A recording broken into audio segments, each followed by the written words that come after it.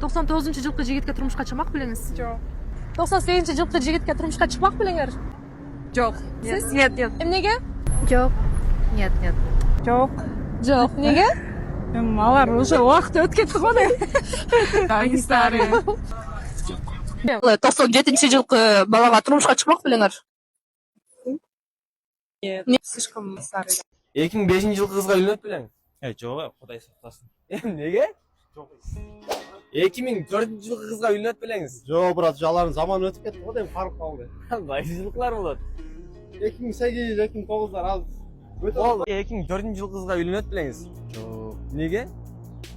Суроо келип калды го дейм. Суроо келип калды? Сизге кайсы жылкылар болот анан? 2006, 2007 го дейм. 2006-2007. Өзүңүз кайсы? 98. Сиздики дагы келип калды турбай экен, бирок. 2003-жылкы кызга үйлөнөт белеңиз? Сен эмне тамашалашып атасың? Неге томошолошуп атасың сиз ойлойт? Алардын доору өттү го. Кимдердин дөрү болуп атат? 2006-2007-лердин доору болот. Байке бир суроорайын, жооп берип койбойсузбу? Мейли бер не суроо. Эме 2002-жылкы кызга үйлөнөт белеңиз? 2002-жыл кызга жок. Алар Неге? болбот го, жашы өтүп калды. Баягы кыргызда сөз бар го. 40 жигит кыз алат, 40 кызды ким алат деген. Болбот алар.